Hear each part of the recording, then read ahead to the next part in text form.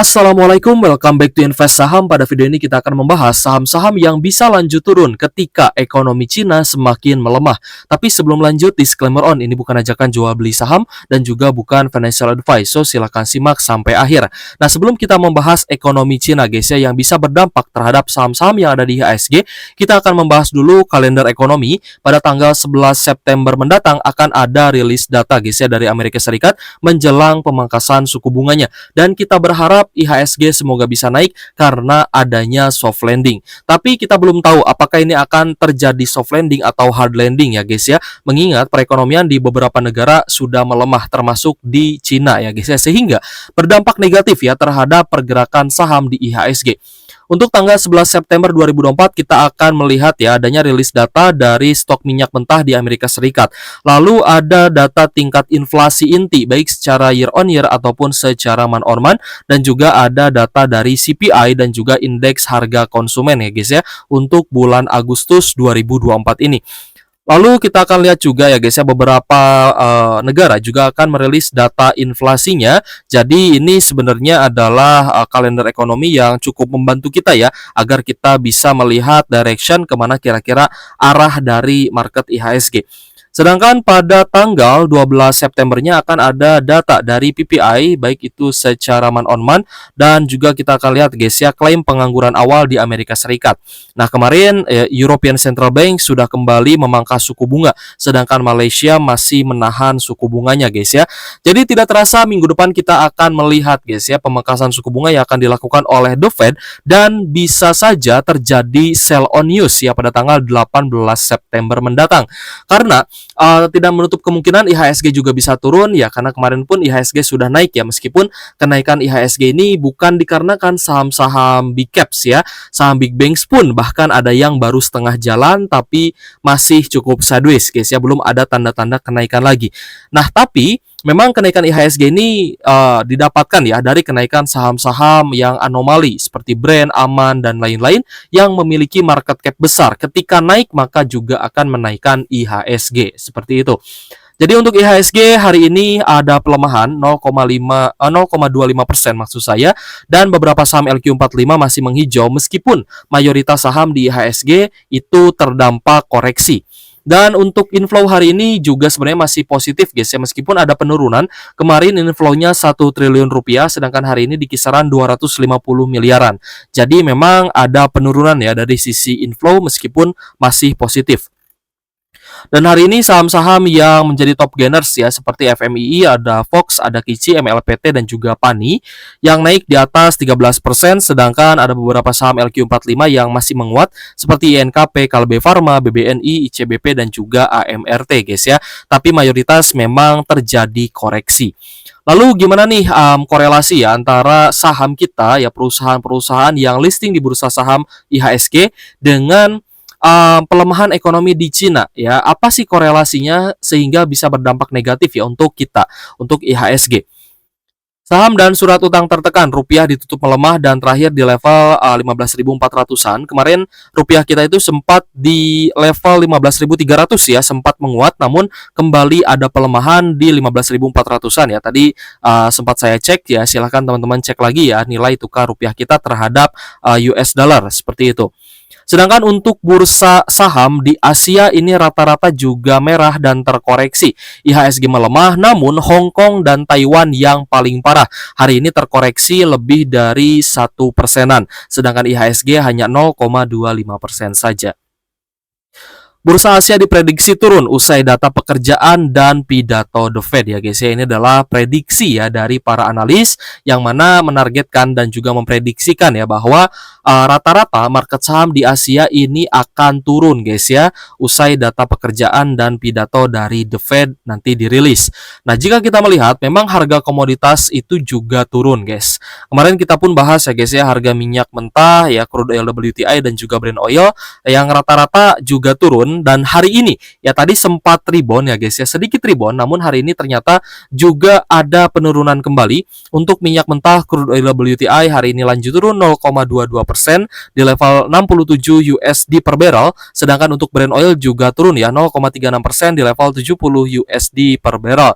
Jadi ya dari sini pun kita bisa melihat bahwa harga komoditas seperti nikel juga lanjut turun 0,28% di level 15.849 USD per tonnya.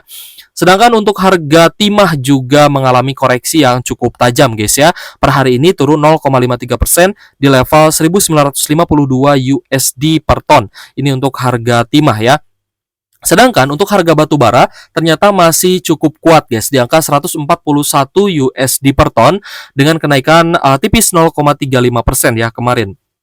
Jadi untuk saham-saham komoditas yang memang ini akan mengalami pelemahan seiring dengan turunnya harga komoditas. Dan juga harga komoditas yang turun itu dikarenakan permintaan yang menurun. Nah, kira-kira negara mana sih yang permintaan komoditasnya untuk impor komoditas Indonesianya itu yang terbesar? Nah, berarti kan teman-teman juga harus belajar gitu guys ya, melihat bahwa oh ternyata ada negara ya yang porsi untuk mengimpor komoditas dari Indonesianya itu cukup besar. Itu adalah negara Cina, guys ya.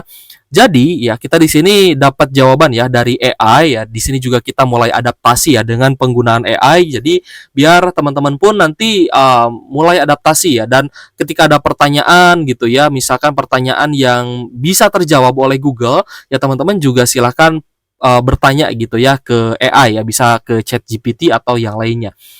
Permintaan komoditas Cina memang mengalami penurunan yang dapat berdampak ya pada Indonesia sebagai mitra dagangnya. Beberapa faktor yang menyebabkan penurunan permintaan komoditas di Cina di antara lain, yang pertama adalah pasokan yang melimpah, di mana ketika pasokan melimpah dapat menyebabkan harga komoditas menjadi turun. Yang kedua adalah faktor ekonomi lesu. Perekonomian yang lesu dapat menekan harga dan juga permintaan impor komoditas. Lalu yang ketiga adalah penurunan harga properti. Penurunan harga properti di Cina dapat memicu kekhawatiran tentang permintaan komoditas. Jadi untuk nikel Indonesia itu juga sebenarnya bukan hanya digunakan untuk pembuatan baterai EV guys, tapi sebagian besar itu juga digunakan untuk pelapis anti karat guys ya, untuk baja ya, untuk besi dan juga baja ya guys ya, stainless. Jadi memang nikel kita itu digunakan untuk industrial sebenarnya ya, sebagian besar untuk industri di Cina. Jadi ketika permintaan propertinya turun gitu guys ya, pertumbuhan kredit yang lamban ya, ini di poin keempat, pertumbuhan kredit yang lamban dan pengetatan kredit perbankan di Cina dapat membuat permintaan melemah gitu ya. Jadi ketika permintaan terhadap properti itu turun, maka yang membangun properti pun itu tidak akan banyak gitu ya, pasti akan berkurang. Dan kembali lagi, permintaan komoditas nikel juga akan berkurang. Penurunan permintaan komoditas di Cina juga dapat berdampak ya terhadap Indonesia, di antaranya banjir produk Cina ke Indonesia ya, di mana produk-produk Cina akan membanjiri Indonesia. Jadi produk-produk yang sudah ada di Cina ya, karena terjadi pelemahan ekonomi, maka Cina akan mencari jalan untuk mereka bisa ekspor produknya ke luar negeri termasuk ke Indonesia. Jadi akan banjir produk dari Cina ke Indonesia. Dan sebenarnya hal ini juga sudah terjadi ya guys ya. Teman-teman lihat ya, peralatan rumah tangga yang murah-murah itu rata-rata dari Cina. Ya, produk-produk perlengkapan rumah gitu ya, itu rata-rata dari Cina. Bahkan hingga barang-barang unik, barang-barang yang multifungsi itu juga rata-rata produk Cina gitu guys ya. Jadi ketika ekonomi melemah, maka Cina ini akan membanjiri produknya ke negara-negara yang bisa mereka ekspor. Lalu ada tekanan daya saing produk lokal ya, termasuk UMKM, di mana UMKM kita juga diprediksikan akan semakin tumbang dengan adanya produk-produk dari Cina. Dan saya pun melihat ya guys ya, bahwa banyak sekali importir dari produk-produk Cina yang murah itu memang sengaja diperjualbelikan oleh UMKM kita. Daripada ibaratnya kita memproduksi barang yang HPP-nya juga bisa lebih mahal, ya lebih baik ya pengusaha itu ya berpikir lebih baik ya kita ambil aja barang impor dari Cina gitu ya, yang bisa modalnya itu ditekan ya, modalnya bisa dinego gitu ya, dan kita dapat barang murah ya, dan kita tidak perlu pusing produksinya seperti itu ya. Lalu adanya ancaman PHK dan penutupan pabrik di Indonesia. Nah, ketika pabrik-pabrik tutup ya, ketika produk-produk lokal atau pabrik lokal itu tidak bisa menyaingi produk dari Cina ya, kalah saing gitu ya guys ya dengan produk Cina, maka ancaman PHK sudah di depan mata dan juga akan banyak penutupan pabrik di Indonesia. Nah, tentunya ini akan melemahkan perekonomian kita dan akan melemahkan daya beli masyarakat juga. Ketika PHK semakin banyak, maka akan melemahkan kondisi perekonomian kita. Dan juga mungkin ya ada teman-teman investor yang juga bekerja di pabrik-pabrik besar, guys ya. Seperti itu. Jadi, ini menjadi concern utama kita dalam berinvestasi. Kita pun harus memperhatikan kira-kira kemana nih arah perekonomian yang sedang berlangsung. Jika memang sedang melemah, berarti ada hal yang harus kita antisipasi ke depannya jika memang saham juga ikut turun. Oke guys, saham-saham yang akan kita soroti ya pada video ini adalah saham di sektor barang baku ya. Tadi kita melihat harga nikel dan juga timah itu sedang melemah. Lalu untuk harga minyak mentah juga yang kemarin kita bahas ya per hari ini juga lanjut turun lagi. Jadi ini sebenarnya kekhawatiran yang sudah semakin terlihat ya, di mana harga komoditas sudah turun, deflasi di Indonesia juga sudah beberapa bulan terjadi, dan Cina juga terancam ya terkena deflasi seperti itu. Jadi kita melihat untuk harga saham sektor barang baku ya guys ya, untuk industri ya terutama seperti Antam, SMGR gitu ya, Inco juga belum bisa bangkit lagi. Ya rata-rata terkoreksi meskipun ada beberapa saham yang bisa naik ya, seperti contohnya INKP, Indah Kiat Pulp and Paper Tbk yang naik 3,37%, tapi memang rata-rata mengalami koreksi. Ya seperti Timah, Tins ya guys ya. Lalu ada saham Teki masih oke ya, masih naik karena biasanya ikut juga dengan kenaikan INKP. Lalu ada saham ESA yang turun ya, Kras, ya Weton, SMBR, AGI, ISSP, lalu ada NICL, MBMA, Nikel, NCKL, PSAB dan lain-lain. Kita melihat juga memang rata-rata terkoreksi guys ya. Meskipun beberapa ya ada yang hijau, tapi overall memang saham-saham sedang terkoreksi. Nah, kita akan bahas satu persatu. Yang pertama adalah saham Inco yang hari ini melemah 0,82% dan Inco secara tren sebenarnya masih sangat downtrend ya guys ya. Belum ada konfirmasi technical rebound ya. Kita melihat kemarin sih sempat ada ya tanda-tanda technical rebound, namun masih tertahan guys dan juga gagal break guys. Jadi untuk Inco memang masih di zona merah dan di zona bearishnya. Dan untuk laba bersih Inco juga mengalami penurunan ya guys ya, baik di Q1 dan juga Q2. Q1 cukup parah sih sebenarnya guys ya, laba dari Inco ini turun dan anjlok sangat dalam dari 2,5 triliun pada kuartal 1 2023 lalu menjadi 98 miliar saja pada kuartal 1 2024. Dan kalau misalkan kita lihat di tahun 2022 lalu pun memang laba Inco pada Q1 itu rata-rata lebih rendah guys ya dibandingkan Q2-nya. Nah, tapi ini masih di angka 900 miliaran, jadi masih cukup tinggi. Dan di Q1 2024 ternyata cukup rendah guys ya, di bawah 100 miliar untuk laba bersih saham Inco. Lalu pada Q2 ya, meskipun ada kenaikan secara kuartalan, namun secara year on year ini ternyata masih turun. Dari 590 miliar turun menjadi 513 miliar. Yang berarti secara semesteran guys ya, untuk Q1 dan Q2 2024 laba bersih Inco ini masih turun dan anjlok dan berpotensi juga bisa berlanjut di Q3 dan Q4 ketika permintaan komoditas turun dan harga komoditasnya juga turun. Jadi overall untuk annualize ya guys ya, untuk estimasi full year laba bersih Inco akan anjlok dari 4,2 triliun menjadi 1,2 triliun saja, yang berarti jika Inco ini bisa bagi dividen pun maka dividennya tidak akan terlalu besar. Ya, PE ratio-nya juga langsung naik guys ya di angka 31 kali, yang berarti valuasi Inco ini di angka yang cukup mahal ya, meskipun BBV-nya di angka 0,87 kali, tapi karena labanya turun maka PER-nya juga ikut naik, yang berarti secara PE ratio ini sebenarnya kurang menarik. Dari sisi net profit margin di angka 12,22% dan kita melihat dividen terakhir yang bisa dibagikan oleh Inco adalah di 16 Mei 2023. Jadi untuk di tahun 2024 ini Inco belum kembali bagi dividen dan dividen yield-nya juga cukup kecil di angka 2,45% saja dengan return on equity di angka 3,91%.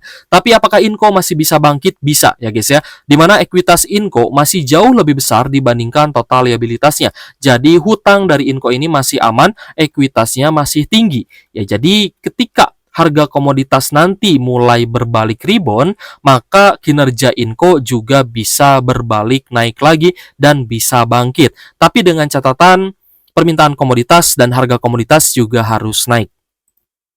Nah, jadi untuk Inco per hari ini ya masih terjadi distribusi yang cukup besar. Kembali lagi kita belum melihat adanya tanda-tanda bullish reversal di saham Inco. Jadi dibiarin aja dulu guys ya. Dan ketika teman-teman mungkin ya ada yang nyangkut di saham Inco, ya sudah biarin dulu aja. Nanti kalau misalkan memang anjlok di bulan September ya mengikuti seasonality-nya, ya udah nanti teman-teman averaging down-nya ya kita tunggu area lower low-nya saja seperti itu.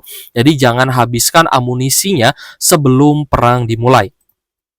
Selanjutnya adalah saham Antam yang hari ini terkoreksi 1,12% di level Rp1.320 per saham. Dan banyak sekali teman-teman yang mungkin ya masih nyangkut di saham Inco dan bingung gitu guys ya, kira-kira kapan nih kita melakukan averaging down.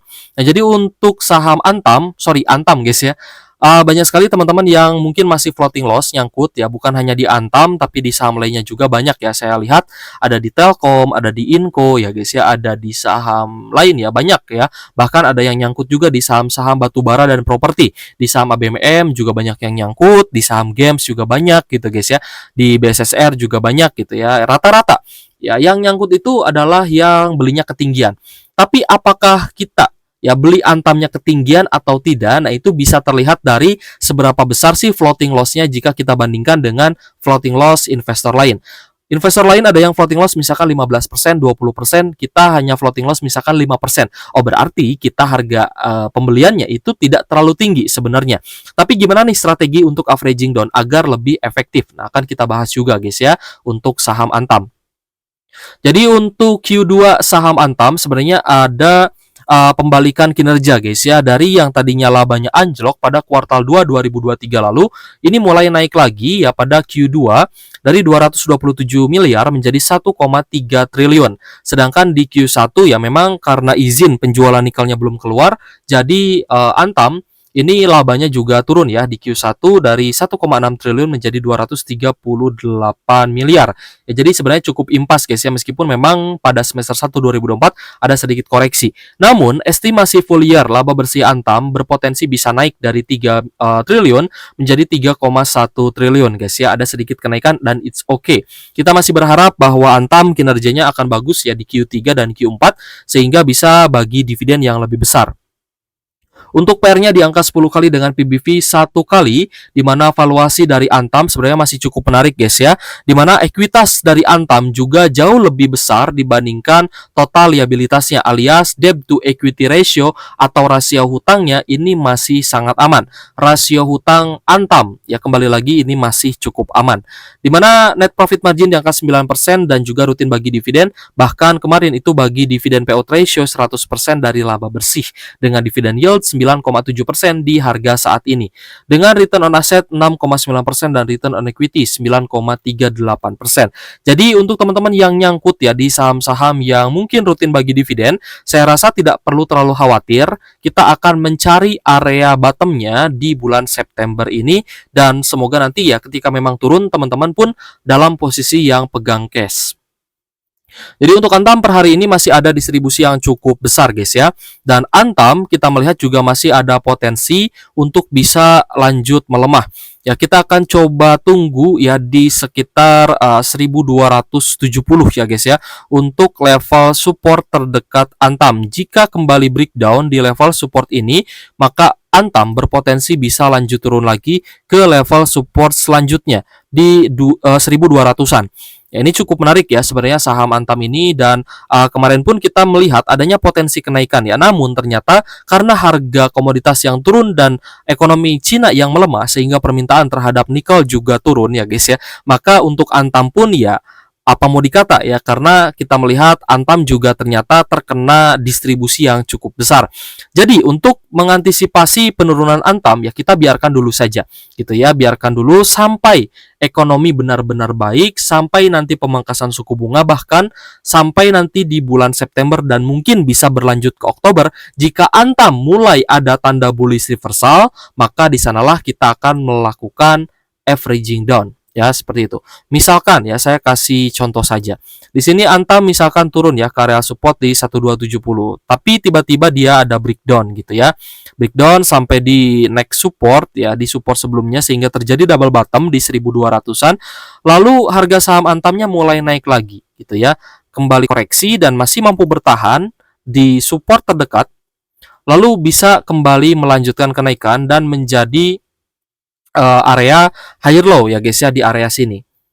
Kita ulang guys ya. Nah, ketika terjadi area higher low seperti ini, maka dapat kita konfirmasi ya bahwa Antam juga ada peluang untuk bisa bullish reversal. Nah, misalkan seperti ini guys ya. Maka jika sudah mulai sideways di area bawah dan ada pantulan yang cukup kentara gitu guys ya, seperti yang terjadi di fase ini guys. Nah, ini kan dia mulai sideways guys ya di area bawah. Ini mulai sideways dan di sini juga mulai sideways di area higher low-nya dan ini menjadi area higher low juga. Nah, teman-teman bisa melakukan averaging down di area lower low ketika sudah mulai sideways dan ada breakout guys ya dari area support dan resisten terdekat. Maka teman-teman bisa beli di sekitar 1270 dan untuk di resisten selanjutnya ketika breakout di 1350 teman-teman juga bisa beli kembali sehingga ketika naik teman-teman juga akan punya muatan yang full gitu guys ya.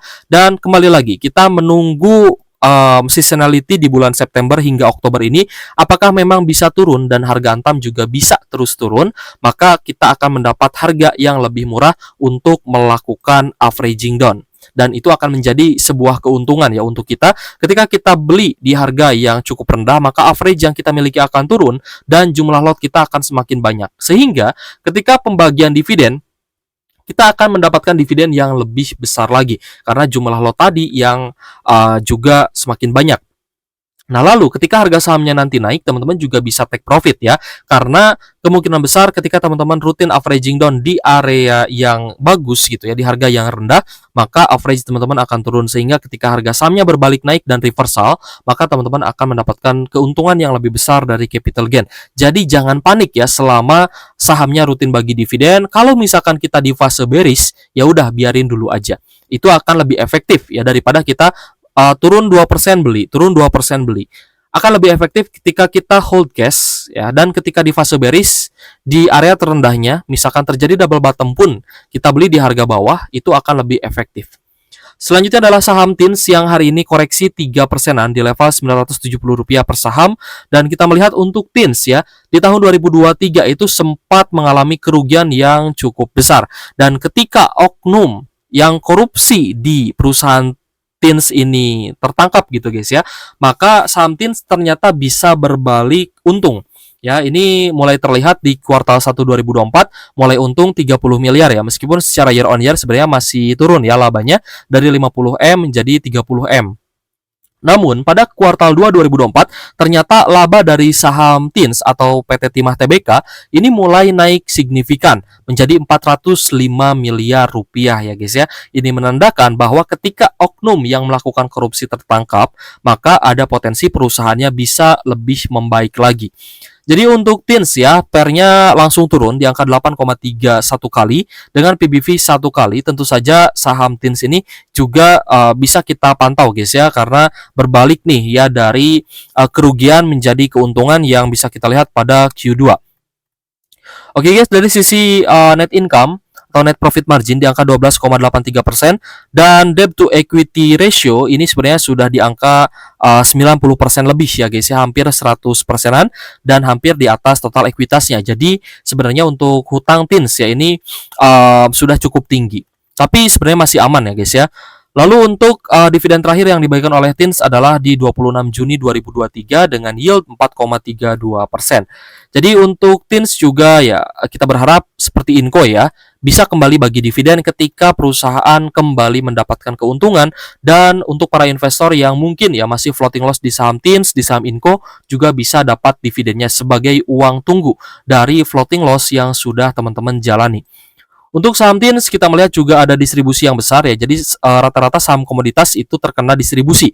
Bahkan bukan hanya saham barang baku saja, tapi saham batubara juga terkena distribusi yang cukup besar.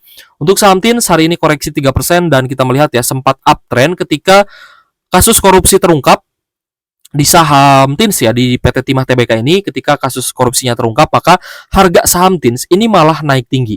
Ya, jadi memang sudah diprediksi ya oleh para investor di mana price actionnya akan bagus ketika benalunya sudah tertangkap seperti itu ya. Mungkin analoginya seperti itu. Dan kita melihat untuk kenaikan saham TINS juga ini sempat naik tinggi guys ya. Bahkan cuan beggar dari area 500-an naik sampai 1000-an gitu guys ya. Bahkan sempat ke 1100 ya mungkin ya, 1000-an lah ya.